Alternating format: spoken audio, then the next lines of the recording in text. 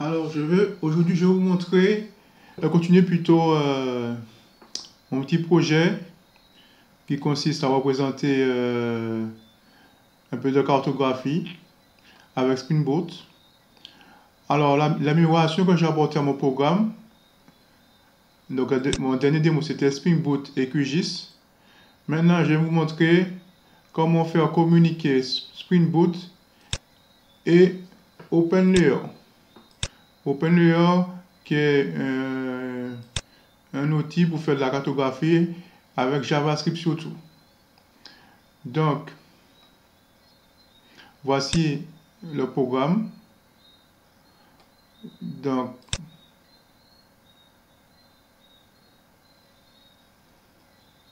voilà.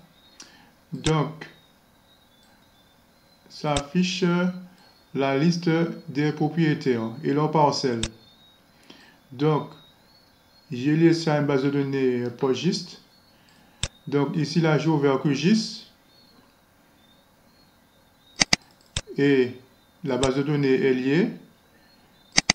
Donc, par exemple, je vais ajouter une parcelle ici. Donc, pour ajouter une parcelle, on clique sur l'icône bascule en mode édition et ajouter une entité.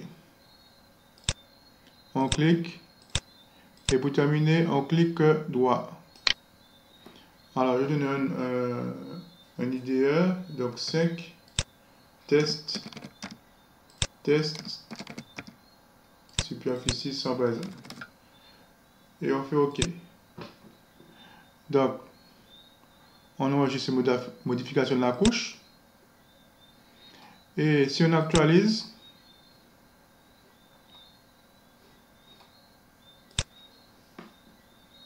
voilà, la couche apparaît.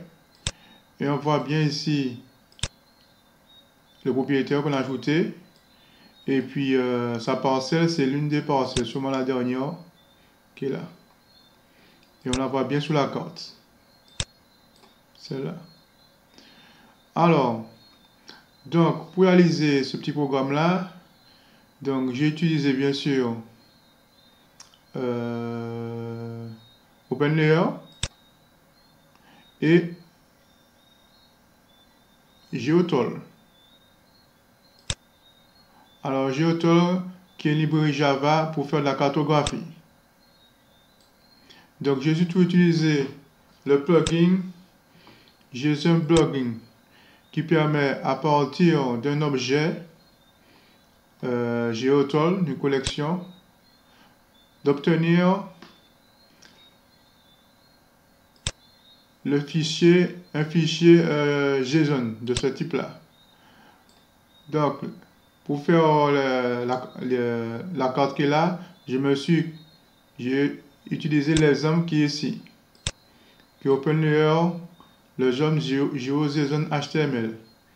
Donc, qui permet d'intégrer différentes figures, des lignes, des polygones, des cercles. Donc, si on voit bien le code,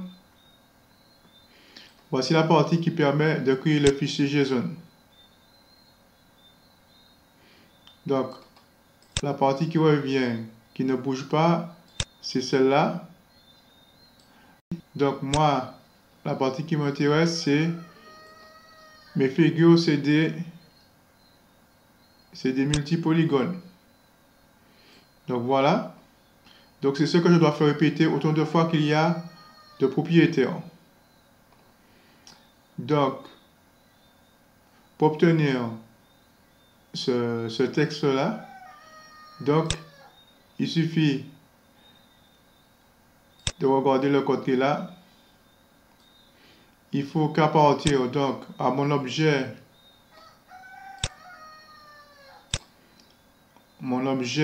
owner, propriétaire. Donc,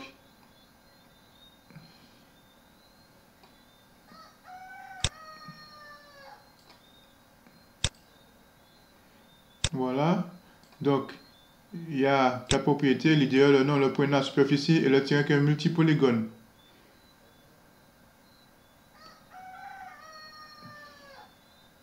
Donc, ici, donc je vais associer à chaque objet ordinaire, je vais récupérer son futur ou sa figure. Et à partir de là, j'aurai le fichier JSON qui correspond à ce qui est là. Et quand j'ai le fichier JSON, je le fais répéter autant de fois qu'il apparaît dans le code de OpenLayer qui est là. Voilà. Donc pour faire le zoom sur la figure, donc c'est au niveau du map là, le view pour valider la projection. Donc ici là c'est le EPSG 4326. Donc les coordonnées sont différentes. Pour que ce soit les bonnes coordonnées, c'est au niveau de la vue qu'il faut paramétrer ça. C'est la seule remarque importante par rapport au code de la démo qui était là, qui utilisait une autre projection. Puisque si on voit bien, les coordonnées sont différentes là. Donc la prochaine amélioration, ce sera l'impression, imprimer une carte, je pense à partir de Jasper Report. Avec Jasper Report, qui est très connu pour faire de l'impression en Java.